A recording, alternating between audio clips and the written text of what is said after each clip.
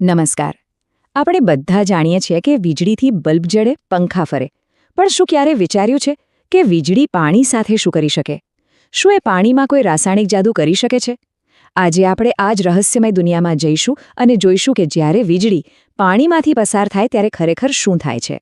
ચાલો આ રસપ્રદ સફર શરૂ કરીએ. તો આજનો આપણો મોટો સવાલ આ જ છે.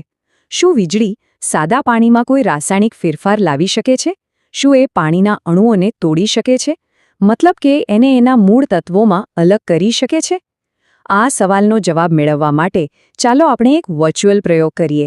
ઓકે, તો સૌથી પહેલાં આપણી પ્રયોગ માટેની તૈયારી કરવી પડશે. કોઈ પણ સાયન્ટિફિક કામમાં પહેલું પગથિયું એ જ હોય છે, બધું બરાબર ગોઠવવું. ચાલો તો શરૂ કરીએ. જુઓ, આ રહી આપણી સેટઅપની પ્રોસેસ. સૌથી પહેલાં એક બીકર લો અને એને પાણીથી ભરી દો. હવે એક વાત યાદ રાખવા જેવી છે, શુદ્ધ પાણીમાંથી વીજળી સહેલાઈથી પસાર નથી થતી. એટલે આપણે શું કરીશું? એમાં એસિડના 2-3 ટીપા નાખીશું. બસ આટલું કરવાથી પાણી વીજળીનું સારું વાહક બની જશે. પછી આપણે 2 કાર્બનના સળિયા લઈશું, જેને આપણે ઇલેક્ટ્રોડ કહીએ છીએ, અને એને પાણીમાં મૂકીશું. અને છેલ્લું કામ, આ બંને સળિયાને એક બેટરી સાથે જોડી દઈશું. બસ આપણો સેટઅપ તૈયાર. હવે અહીં એક નાની પણ ખૂબ જ મહત્વની વાત સમજી લઈએ. આપણે જે 2 સળિયા વાપર્યા ને એમને ખાસ નામ આપેલા છે.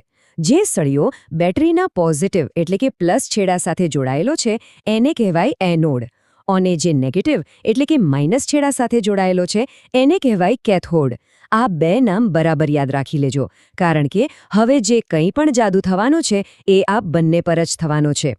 ચલો, આપણી તૈયારી તો પૂરી થઈ ગઈ. હવે સૌથી મજેદાર ભાગ. હવે જોવાનો એ છે કે જેવી આપણે સ્વિચ ઓન કરીશું અને વીજળી પાણીમાંથી પસાર થશે ત્યારે ખરેખર શું જોવા મળશે? તો શું લાગે છે? શું થશે? કરંટ ચાલુ થતાં જ પાણીનો રંગ બદલાઈ જશે? કે પછી પાણી ગરમ થવા લાગશે? કે પછી કંઈક એવું થશે જે આપણે વિચાર્યું પણ નથી? આ જ તો વિજ્ઞાનનો રોમાંચ છે. ચાલો પડદો ઉઠાવીએ અને જોઈએ કે શું થાય છે. અરે વાહ!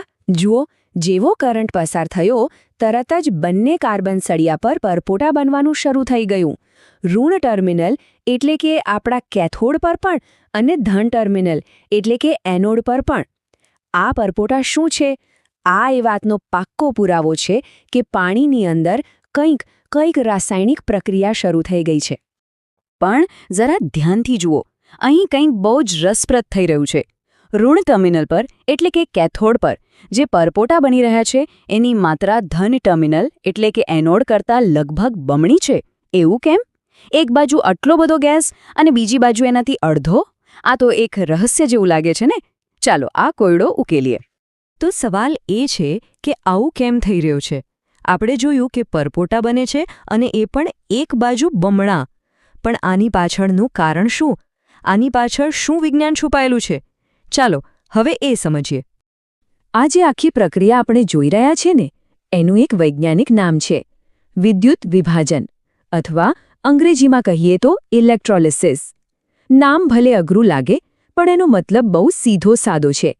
વીજળીનો ઉપયોગ કરીને કોઈ પણ વસ્તુને એના મૂળ તત્વોમાં તોડી નાખવી. અને અત્યારે આપણે બરાબર એ જ કરી રહ્યા છીએ, પાણી સાથે. તો ખરી વાત એ છે કે વીજળીનો કરંટ પાણીના અણુ, જેને આપણે H2O કહીએ છીએ, એને તોડી રહ્યો છે, અને તોડીને એને એના 2 મૂળભૂત ઘટકોમાં છૂટું પાડી રહ્યો છે. એક છે હાઇડ્રોજન ગેસ અને બીજો છે ઓક્સિજન ગેસ. અને આપણે જે પરપોટા જોઈ રહ્યા છે એ બીજું કંઈ નહીં પણ આ જ 2 ગેસ છે. તો કયો ગેસ ક્યાં બની રહ્યો છે? બહુ સરળ છે. જે ઋણ ટર્મિનલ છે, આપણો કેથોડ, ત્યાં હાઇડ્રોજન ગેસ બને છે, અને જે ધન ટર્મિનલ છે એટલે કે એનોડ, ત્યાં ઓક્સિજન ગેસ બને છે. સિમ્પલ. હવે પહેલાં આપણા રહસ્ય પર પાછા આવીએ. બમણા પરપોટાવાળું એવું કેમ? તો આનો જવાબ પાણીના પોતાના નામમાં જ છુપાયેલો છે. H2O એટલે કે H2O. આનો મતલબ શું થયો? પાણીના દરેક અણુમાં હાઇડ્રોજનના 2 પરમાણુ હોય છે અને ઓક્સિજનનો ફક્ત 1. તો હવે વિચારો, જ્યારે પાણીનો અણુ તૂટશે ત્યારે શું થશે? સીધી વાત છે, બમણો હાઇડ્રોજન ગેસ બનશે અને એનાથી અડધો ઓક્સિજન. એટલા માટે જ કેથોડ પર આપણને ડબલ પરપોટા દેખાય છે. બધો ખેલ આ 2:1 ના રેશિયોનો છે. ઓકે, તો આ બધું જાણીને મજા તો આવી, પણ સવાલ એ છે કે આ પ્રયોગનું આપણા માટે શું મહત્વ છે? શું આ ખાલી એક સ્કૂલનો પ્રયોગ છે? ના, બિલકુલ નહીં. આ જે વિદ્યુત વિભાજનની પ્રક્રિયા છે ને, એનો આપણી આસપાસની દુનિયામાં, ઇન્ડસ્ટ્રીઝમાં બહુ બધી જગ્યાએ ઉપયોગ થાય છે. ચાલો, એના થોડા ઉદાહરણો જોઈએ.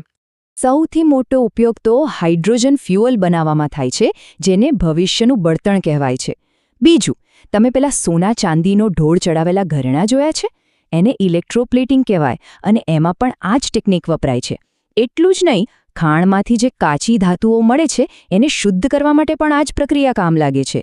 એટલે કે આ નાનો દેખાતો પ્રયોગ બહુ મોટા કામ કરે છે. આ શોધ કેટલી ક્રાંતિકારી હતી એનો અંદાજો આ વાત પરથી લગાવી શકાય છે. વિદ્યુત વિભાજનની શોધે કેમિસ્ટ્રીમાં એક આખો નવો અધ્યાય ખોલી નાખ્યો, જેનાથી આપણને તત્વોને અલગ કરવાની અને નવા મટીરિયલ્સ બનાવવાની તાકાત મળી. સાચે જ, આનાથી વિજ્ઞાન અને ટેકનોલોજી માટે શક્યતાઓના નવા દરવાજા ખુલી ગયા. અને જતાં જતાં એક સવાલ મગજમાં મૂકીને જાઉં છું. આપણે આખા પ્રયોગમાં જોયું કે શુદ્ધ પાણી તો વીજળીનું સારું વાહક નથી.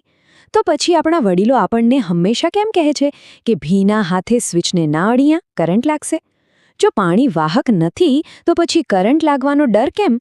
આની પાછળ શું વિજ્ઞાન છે? જરા વિચારજો. આના પરથી ખબર પડશે કે વિજ્ઞાન આપણા રોજિંદા જીવનમાં કેવું વણાયેલું છે. પણ તમને જાણીને નવાઈ લાગશે કે આ કોઈ 21મી સદીની શોધ નથી. આ ચમત્કારિક ઘટના તો સદીઓ પહેલાં જ શોધી કાઢવામાં આવી હતી. ચાલો થોડું સમયમાં પાછા જઈએ અને એ વૈજ્ઞાનિકને યાદ કરીએ જેમણે દુનિયાને પહેલીવાર આ બતાવ્યું. હા, આ અવલોકન એટલું ક્રાંતિકારી હતું ને કે એણે રસાયણશાસ્ત્રની આખી દુનિયાને બદલી નાખી. આ એક એવી શોધ હતી જેણે વિજ્ઞાનને એક તદ્દન નવી જ દિશા આપી દીધી. આ વાત છે આજથી 200 વર્ષ કરતાં પણ પહેલાંની. સાલ હતી 1800. વર્ષ 1800માં એક બ્રિટિશ રસાયણશાસ્ત્રી હતા વિલિયમ નિકોલસન. એમણે પહેલીવાર દુનિયાને બતાવ્યું કે વીજળી ખાલી બલ્બ સળગાવવા કે પંખા ફેરવવા માટે જ નથી. એ તો પાણી જેવા પદાર્થને રાસાયણિક રીતે તોડી પણ શકે છે. એમની આ જ શોધથી દુનિયાને ખબર પડી કે ઓક્સિજન અને હાઇડ્રોજનને આ રીતે અલગ કરી શકાય છે.